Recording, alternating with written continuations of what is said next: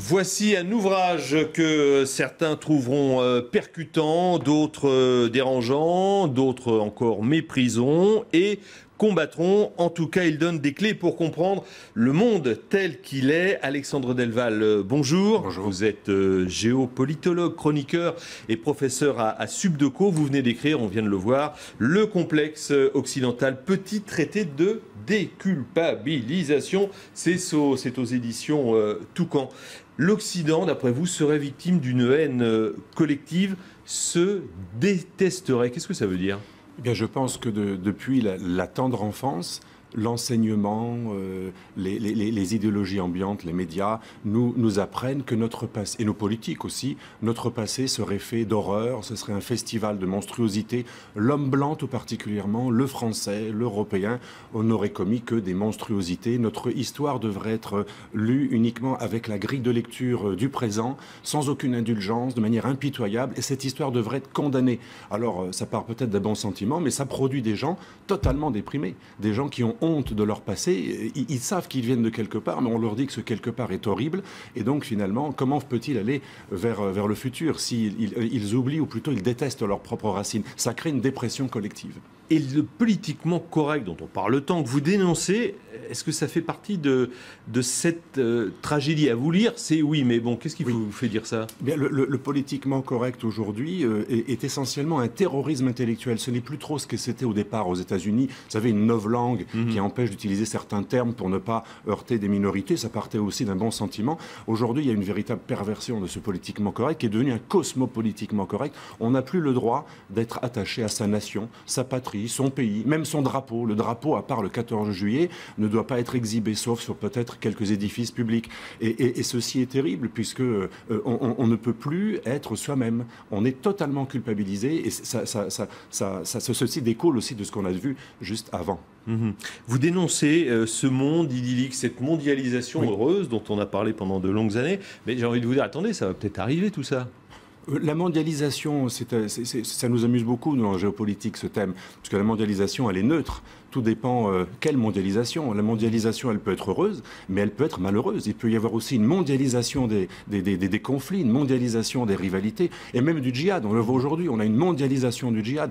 Et la Chine, elle utilise la mondialisation pour une politique de puissance. L'Amérique, elle fait la guerre à l'Europe et à la France avec l'affaire BNP Paribas, dans le cadre de la mondialisation. Donc la mondialisation, c'est aussi un champ d'expansion des nations qui restent solides. Les nations solides voient dans la mondialisation un champ d'action pour leurs intérêts. Donc c'est pour ça que je prône le retour à la réelle politique et à la lucidité. Mais sur un plan plus global économique, on peut aussi considérer que la mondialisation a permis à la planète entière, à des pays de sortir de la misère, même si, bien sûr, par répercussion, effectivement, certains pays tout à fait. C'est ce que j'appelle la globalisation, d'ailleurs. La globalisation, elle est plutôt positive. La mondialisation, c'est une interprétation, la mondialisation heureuse, c'est une interprétation un petit peu utopique de tout cela. Vous dénoncez l'Europe. Alors, plus concrètement, vous considérez qu'actuellement, la trajectoire empruntée par l'Union européenne a fortement dévié de son idéal de 1957, du traité de Rome. Mais bon, est-ce que ce n'est pas le sens de l'histoire, l'élargissement, etc. etc. Peut-être, mais il y a une véritable dérive aujourd'hui, qui est une dérive, comme dit Marie-France Garot, impériale. L'Europe est devenue une sorte d'empire soft, un empire normatif qui, et cela découle du cosmopolitiquement correct, qui n'a pas le droit d'avoir des racines. L'Europe a retiré de ses textes fondateurs toute référence à Thucydide.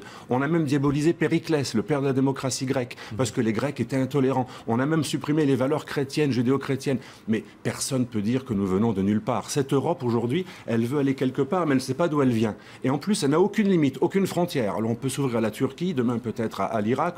D'ailleurs, on voit les frontières de la Turquie avec l'Irak qui ne sont pas forcément les meilleures frontières qu'on pourrait avoir. C'est pour ça que j'avais d'ailleurs dit que l'Europe devait s'arrêter à une Europe qui était celle d'avant les 28. Elle ne doit pas s'élargir plus. On a fait l'élargissement au détriment de l'approfondissement. C'est une erreur, et on voit aujourd'hui que l'Europe est tout à fait questionnée, voire remise en question. Et c'est dommage.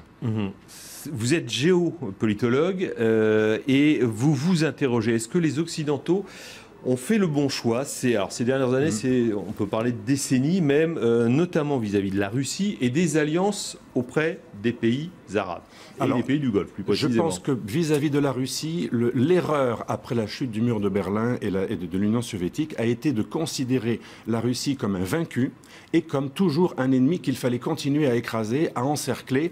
Et on a rompu un certain nombre d'accords qui avaient été institués, qui étaient notamment la neutralité de l'Ukraine. On a violé cette neutralité de l'Ukraine. Ça ne justifie rien, mais en tout cas, ça explique la réaction agressive de la Russie. Moi, je pense qu'au contraire, les Russes et les Européens et les Occidentaux ont un intérêt commun à coopérer contre notamment des menaces comme les menaces l'islamisme sunnite, mais aussi que la Chine. Nous avons des intérêts communs. Par contre, nos alliances des pays du Golfe sont des alliances tout à fait ubuesques. Aujourd'hui, nous avons comme alliés dans ces pays les parrains du terrorisme international. Aujourd'hui, l'Irak est prise par des djihadistes.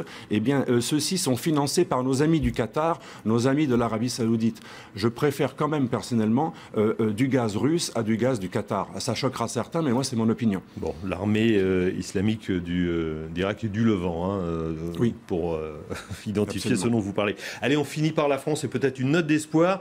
L'immigration, on le sait, c'est devenu un thème prioritaire des campagnes électorales. Est-ce que, d'après vous, on est face à un mur infranchissable ou bien est-ce qu'il y a des solutions pour revenir à cette intégration, assimilation même dont on parlait ? Ah oui, je pense que, vous savez, l'histoire est faite par ceux qui ont la volonté d'y croire. Moi-même, je suis 100% d'origine étrangère et je me sens 100% français. J'assume même l'histoire de la France et je respecte même, entre guillemets, ceux qu'on n'a plus le droit de désigner, les vrais Français, les petits blancs vrais Français. Et je pense que beaucoup de fils d'immigrés sont comme moi. Quand il y avait encore une école qui croyait aux valeurs de la France, et c'est pas que la République, la France c'est aussi une histoire, c'est pas que 1789.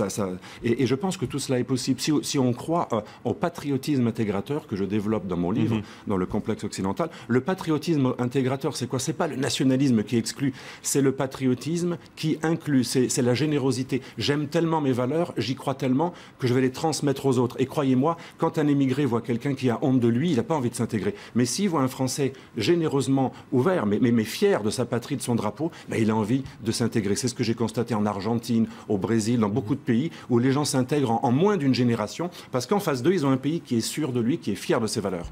Merci beaucoup Alexandre Delval d'être venu nous voir en ce dimanche matin. Le complexe occidental, petit traité de déculpabilisation. C'est un gros livre, 400 pages.